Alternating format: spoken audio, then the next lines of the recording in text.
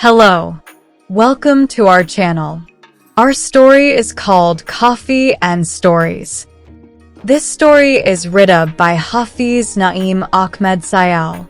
Please subscribe to our channel and make sure to press the bell icon. How the chilly evenings of winter make a person mad. When someone's love is embedded in a person's heart, that person becomes crazy. I was looking at her very carefully. She had just come from the office and was quite tired. After resting, she stood up and headed towards the kitchen. "Would you like some coffee?" she asked me while passing before me. "I am making it for myself. If you drink it, tell me," she asked me once again. I looked up at her, smiled, and nodded. "Okay," she replied, smiling and headed towards the kitchen. I watched her make coffee. "What thoughts are you lost in?" she said, waving the coffee mug in front of me. "Nothing." I snapped out of my thoughts and started drinking hot coffee. The cold was at its peak. It was snowing outside. "I am going to my mother's house the day after tomorrow. I am getting winter vacation from the office. Isn't that why?" she suddenly said to me. I stopped drinking coffee. "Yes, go," I said in a small voice. She had seen the moisture in my eyes. "Why? Aren't you happy?" she asked. "No, I'm happy," I said, placing the coffee mug on the table. She knew my helplessness in a moment.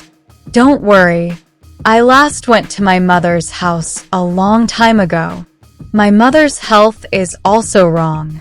She has called me many times and asked me to meet her. If I don't go now, she will be angry." I told Julia. "She will take care of you on time, give you food on time, and yes, your medicines. I have brought them for 2 weeks. They will be enough for you till I come. Promise me treatment on time," she said, holding my hand. "Yes, I promise," I said, hiding my tears. I wanted to spend these winter nights with her, but she was going to Mecca. Last year, I was afflicted with a strange disease. A lot of treatment was done, but to no avail. Slowly, the disease progressed, and I remained bedridden. The doctors said that if I take care of myself and be careful, I can be healthy, so I was now taking complete rest. But the office people forgot that my wife Maywish had been replaced by me, due to which the house was being spent. She was an educated and intelligent woman, so the office people had no problem, and now Maywish was working in my place. I used to stay in bed alone at home all day. Julia used to leave after doing the household chores. My wife hired her for household chores. She was an old lady and belonged to the Christian religion. But Amanda was very faithful. She had no one, so she also needed work, so my wife hired her. I was bored after spending long days at home. I could not get out of bed. I used to cry, seeing my helplessness. I resorted to paper and pen to pass my time. Who kept writing in the heart.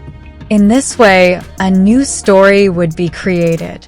Maywish would have been very happy if she had come from the office in the evening and read my writings. And often, she would say, "You have found a good hobby to pass the time." I would also smile happily. I was not fully recovered, and Maywish left me for a few days. I also loved her very much. I was not able to spend proper time with her until I fell ill. And where can a person with illness get those joys of life? She was gone, leaving my home alone for the holidays, and I missed her. Julia would go about doing the housework as usual. I had accelerated my writing hobby.